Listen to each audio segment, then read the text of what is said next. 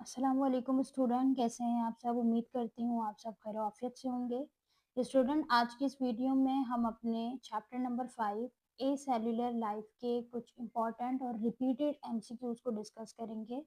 तो अब तक हमने अपने चैप्टर नंबर 4 तक के एमसीक्यूज को डिस्कस किए थे। आज की इस वीडियो में हम ए सेल्यूलर लाइफ के चैप्टर को कंप्लीट डिस्कस करेंगे, यानी इसके इंपॉर्टेंट एमसीक्यूज को। और इस एमसीक्यूज में हम देखेंगे कि किस तरीके से सवालात जो है वो पूछे जाते हैं और कितने परसेंट ये रिपीटेड है। सही है। तो इस चैप्टर का जो सबसे पहला एमसीक्यूज है उसमें लिखा है what is the genetic material in most viruses, यानी वो कौन सा जेनेटिक मटेरियल है जो ज्यादातर वायरसेस में पाया जाता है। मोस्ट वायरसेस यानी ज्यादातर, ज्यादा वायरसेस में जो है ना वो पाया जाता है। तो अगर हम बात करें स्टूडेंट उस जेनेटिक मटेरियल की जो मोस्ट वायरसेस में पाया जाता है, तो वो है हमारे पास RNA. RNA basically student most viruses का जो जेनेटिक मटेरियल है वो आरएनए होता है। यानी हालांकि कुछ वायरसेस ऐसे हैं जो डीएनए भी रखते हैं, लेकिन मेजोरिटी की अगर हम बात करें तो मेजोरिटी में आरएनए वायरसेस होते हैं। इसलिए जो इसका करेक्ट आंसर बनेगा वो क्या बनेगा, ऑप्शन बी आरएनए। सही है। तो अगर ये कहा जाए कि आरएनए से ही सारे वायरसेस बनते हैं, यानी कि आरएनए जो है एज अ जेनेटिक मटेरियल तमाम वायरसेस के अंदर होता है, तो ये गलत हो जाएगा, क्योंकि कुछ ऐसे वायरसेस हैं जिनका जो जेनेटिक मटेरियल होता है वो डीएनए होता है। लेकिन अगर हम मोस्ट की बात करें या मेजोरिटी की बात करें तो उसमें हमारे पास आरएनए ही इसका सुइटेबल आंसर बनेगा। ठीक है। अच्छा, दूसरा एमसीक्यूज पर आते हैं और दूसरा एमसीक्यूज पर लिखा है which type of virus infect bacteria, वो कौन से टाइप का वायरस होता है जो कि बैक्टीरिया को इन्फेक्ट करता है।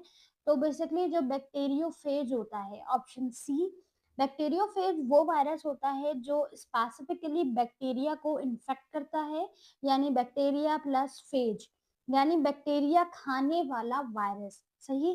तो ज्यादातर बैक्टीरियोफेज वायरस जो है ये बैक्टीरिया को डायरेक्टली स्पेसिफिकली इफेक्ट करता है। सही है, इन्फेक्ट करता है। अच्छा, तीसरा एमसीक्यूज हमारे पास है what is the protein coat surrounding the viral genome called.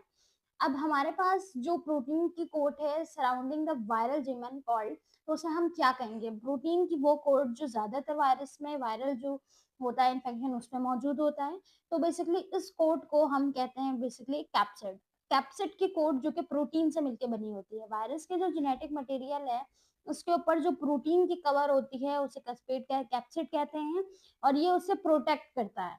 अगर पूछा जाए कि ये प्रोटीन की जो कोट होती है यानी कैप्सिड, ये बेसिकली करता क्या है, तो ये फराहम करता है प्रोटेक्शन। सही।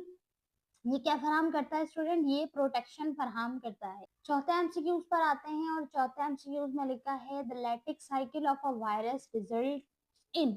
अब बेसिकली जो हमारे पास लैटिक साइकिल है इसके रिजल्टेंट में हमें क्या देखने को मिल रहा होता है। सो बेसिकली ये डिस्ट्रक्शन ऑफ होस्ट सेल कर रहा होता है, यानी होस्ट सेल के अंदर डिस्ट्रक्शन क्रिएट करता है। लैटिक साइकिल में वायरस सेल के अंदर मल्टीप्लाई करता है और आखिर में सेल को तोड़ देता है। ठीक है, इसलिए होस्ट सेल डिस्ट्रॉय हो जाता है। सही है। तो अगर हम इसको इस तरीके से समझे कि लेटर साइकिल का जो बेसिकली एज अ रिजल्टेंट मतलब होता क्या है इस प्रोसेस में, इसमें हो रहा क्या होता है। इसमें ये होता है कि जब सेल के अंदर सेल डिवीजन या सेल मल्टीप्लाई कर रहे होते हैं, तो सेल मल्टीप्लाई जिस तरह करते हैं इन द एंड मल्टीप्लिकेशन के बाद जो सेल है वो टूट जाता है। वायरसेस उस सेल को तोड़ देते हैं, इसलिए होस्ट सेल जो है वो डिस्ट्रॉय हो जाता है। सही है। तो एज अ रिजल्टेंट हमें क्या मिलेगा, डिस्ट्रक्शन मिलेगी किसकी, होस्ट सेल की। सही है।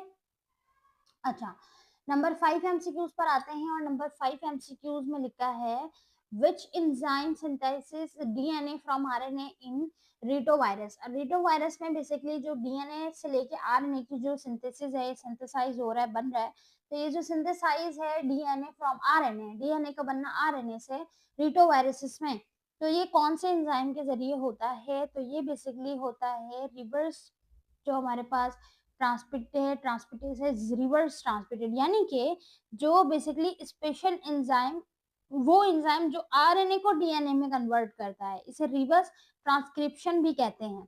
सही है। क्यों, क्योंकि ये क्या करेगा, आरएनए को कन्वर्ट करेगा टू द डीएनए।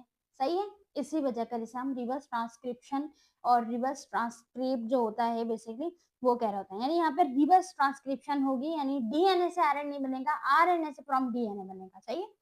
छठे एमसीक्यूज पर आते हैं और उसमें लिखा है what is the shape of rabies virus. Rabies virus जो है इसका बेसिकली शेप क्या होता है, ये किस शेप का होता है। तो हर वायरस का, हर बैक्टीरिया का अपना स्पेसिफिक शेप होता है। राइबीज वायरस की बात करें तो इसका जो शेप होता है वो बेसिकली बुलेट शेप होता है। सही है, राइबीज वायरस की शेप बुलेट जैसी होती है, जो एग्जाम में बहुत इंपॉर्टेंट एमसीक्यूज है, यानी इसके शेप के ऊपर ज्यादातर डिस्कशन की जाती है, पूछा जाता है। तो आपने याद रखना है कि ये वायरस बेसिकली बुलेट शेप के होते हैं। सही है, अब आते हैं हम सेवंथ एमसीक्यूज पर। उसमें पूछा गया है which viral genome type is directly used as mRNA.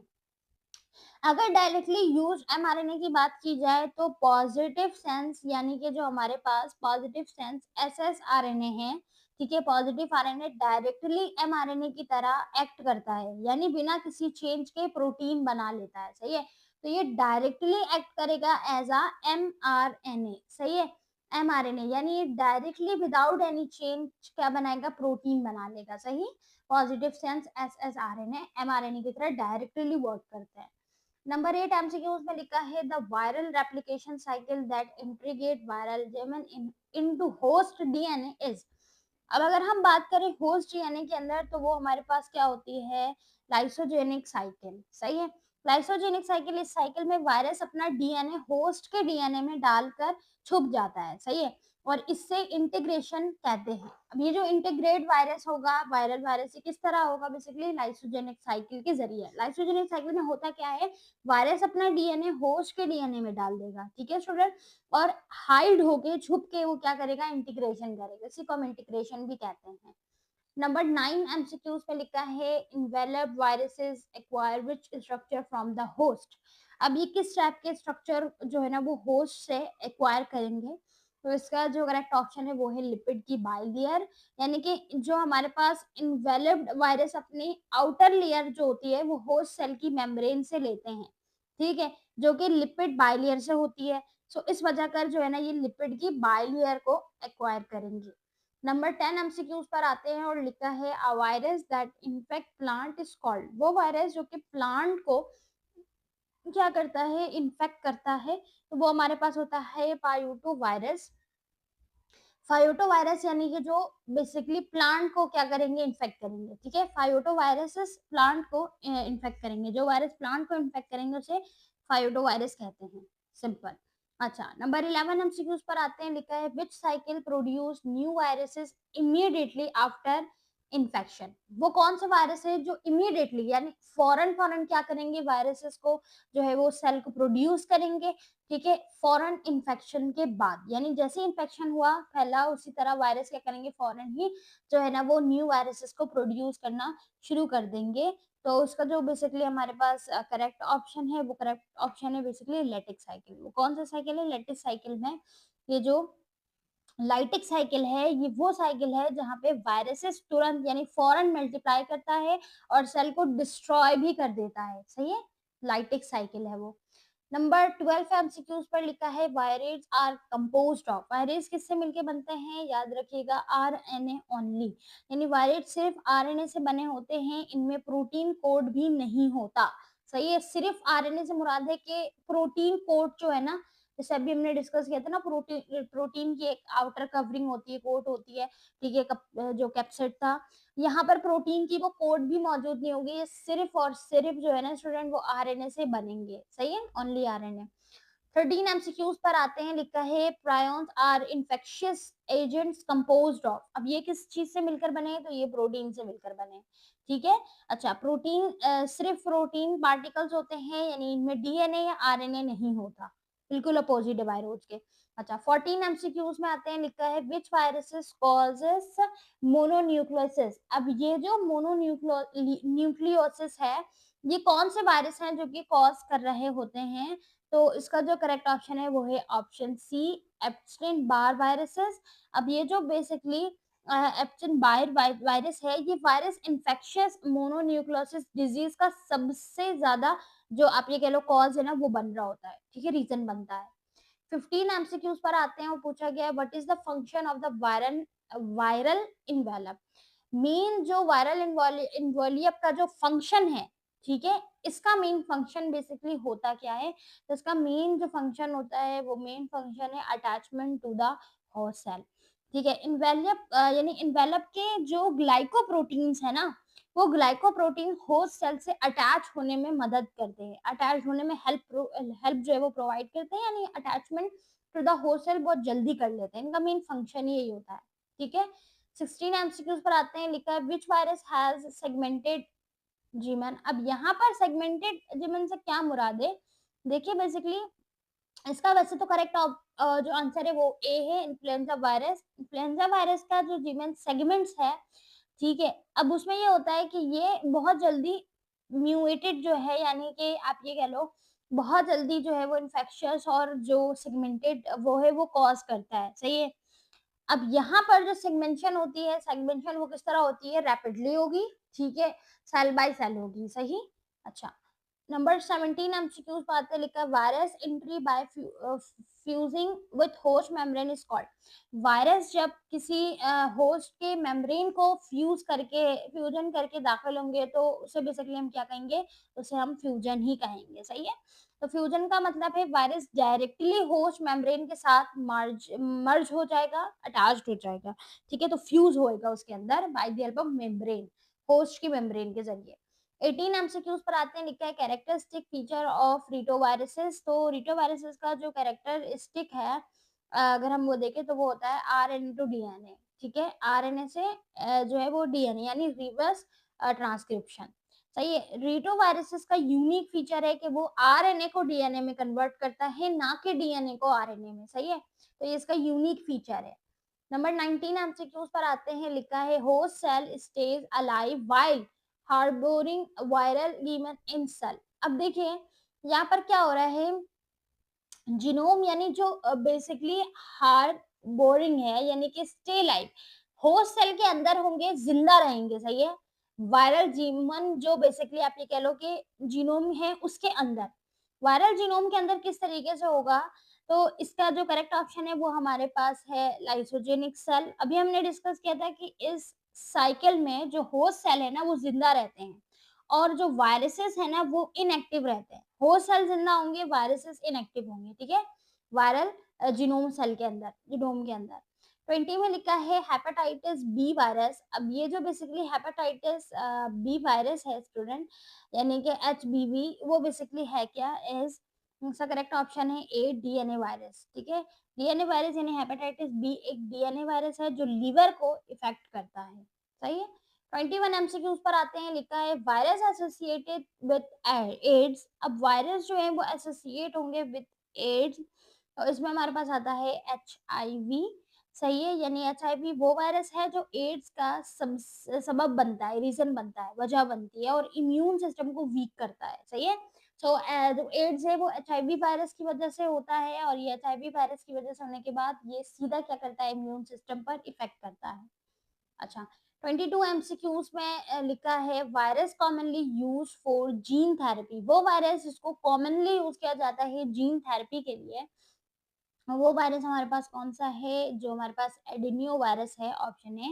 एडेनियो virus को जीन थेरेपी में यूज किया जाता है क्योंकि ये जो बेसिकली जीनस है, जीन्स है वो डिलीवर कर सकता है, इसका काम है ये बासानी जीन्स को डिलीवर कर लेता है। 23 एमसीक्यूज पे लिखा है protein subunits of capsid are called. अब जो हमारे पास कैप्सिड है यानी जो प्रोटीन की कोट होती है, मेम्ब्रेन कोट होती है सराउंड द जो हमारे पास वायरस है, अब इसमें जो इसके प्रोटीन सब यूनिट है वो हमारे पास क्या है? तो जो बेसिकली स्टूडेंट हमारे पास कैप्सोमर्स हैं, ठीक है, ये जो है वो क्या कर रहे होते हैं? इसको इसके सब यूनिट्स होते हैं, ठीक है, कैप्सिड के छोटे-छोटे यूनिट्स कहलाते हैं। अच्छा, 24 एमसीक्यू में लिखा है typical shape of a helical virus. Helical virus का जो टाइपिकल शेप होता है वो क्या होता है? रॉड लाइक स्ट्रक्चर, यानी जब वायरस आप ये कह लो हेलिकल वायरस जब रॉड जैसे शेप के होते हैं, रॉड जैसे, ठीक है, इस तरीके से रॉड नुमा, ठीक है, स्ट्रेट रॉड नुमा, सही है। 25 एमसीक्यूज में लिखा है dormant form of a virus in host is. Host cell के अंदर जो डोरमेंट फॉर्म होती है वायरस की वो हमारे पास कौन सी होती है? प्रोवायरस होते हैं वो, यानी कि जब वायरस डीएनए होस्ट के डीएनए में छुप जाए तो उसे प्रोवायरस कहते हैं, सही है। तो डोरमेंट से क्या मुराद है? डोमिनेंट से मुराद है जब छुप जाएगा, हाइड कर लेगा अपने स्ट्रक्चर को। 26 एमसीक्यूज पर आते हैं। 26 एमसीक्यूज पे लिखा है virus is causing chicken pox.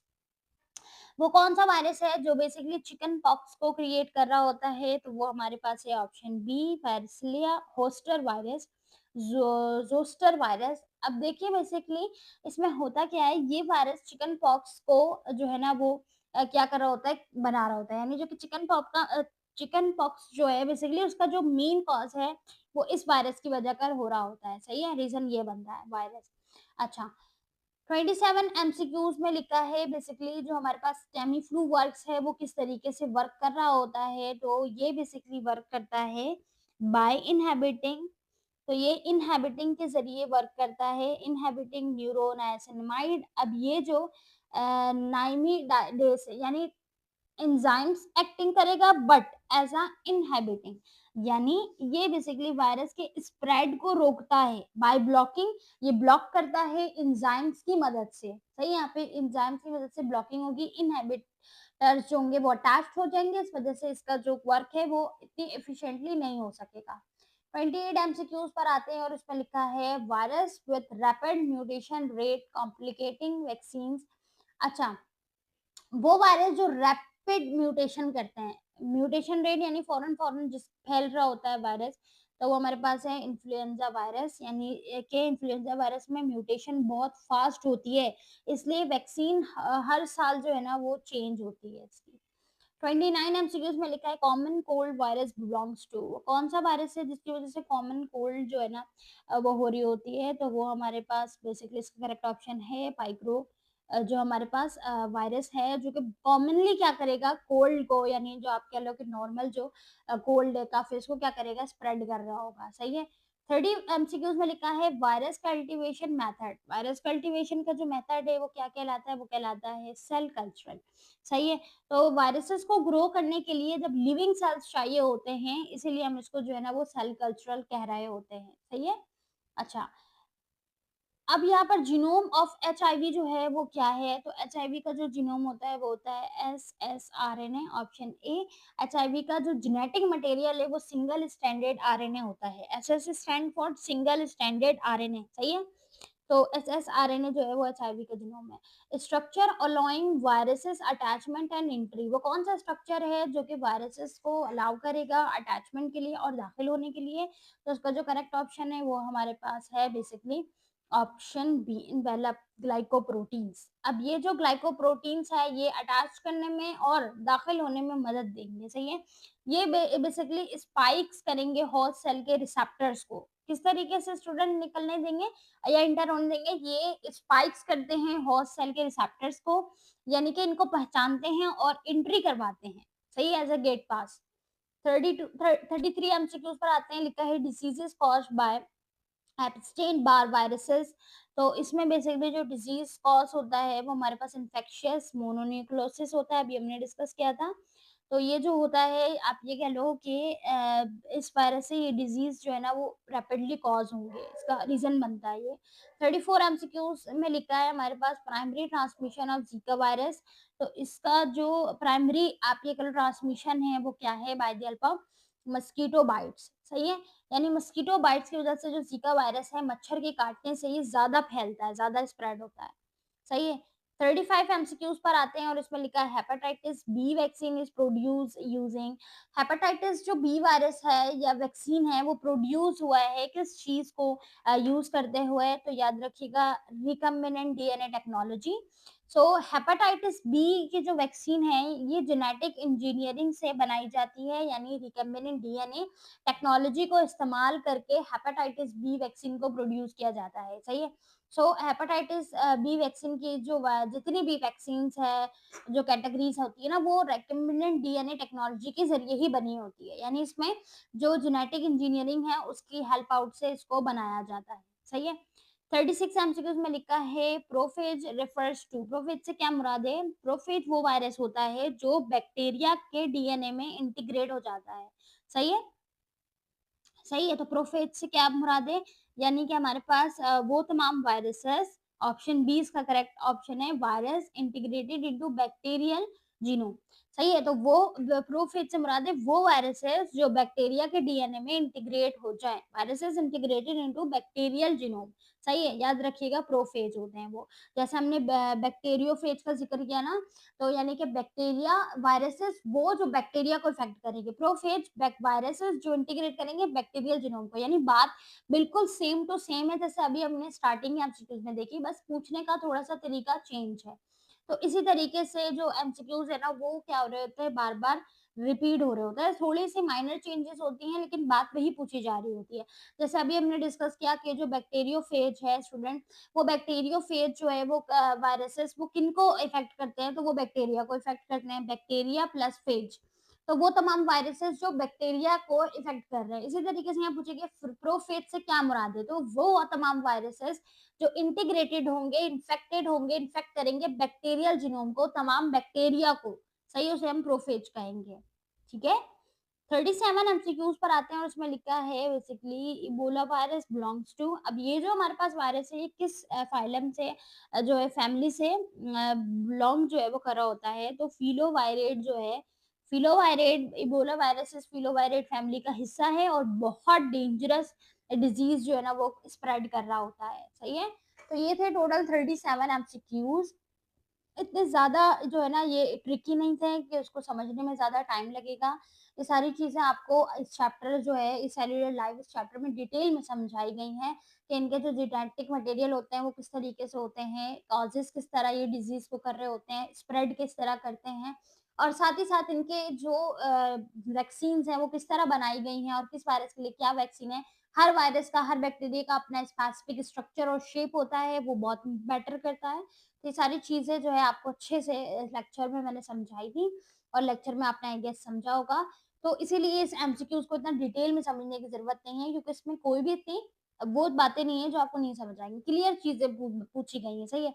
अच्छा, एक और चीज़, ये जो हमारे पास एमसीक्यूज़ है ये बहुत इम्पोर्टेंट है एमडी-कैट के स्टूडेंट्स के लिए और स्पेशली उन स्टूडेंट के लिए जो मेडिकल की यानी बायोलॉजी की तैयारी कर रहे हैं किसी भी मेडिकल डिपार्टमेंट में दाखिले के लिए।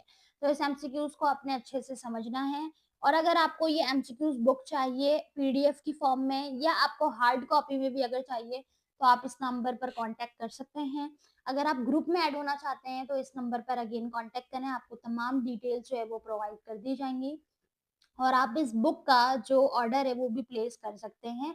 होम डिलीवरी के साथ आपको ये बुक भी मिल जाएगी, सही है? तो तमाम डिटेल्स के लिए जो है वो नंबर पर ज़रूर राब्ता करें। इंशाअल्लाह हम नेक्स्ट वीडियो में मिलेंगे, जब तक के लिए अल्लाह हाफ़िज़।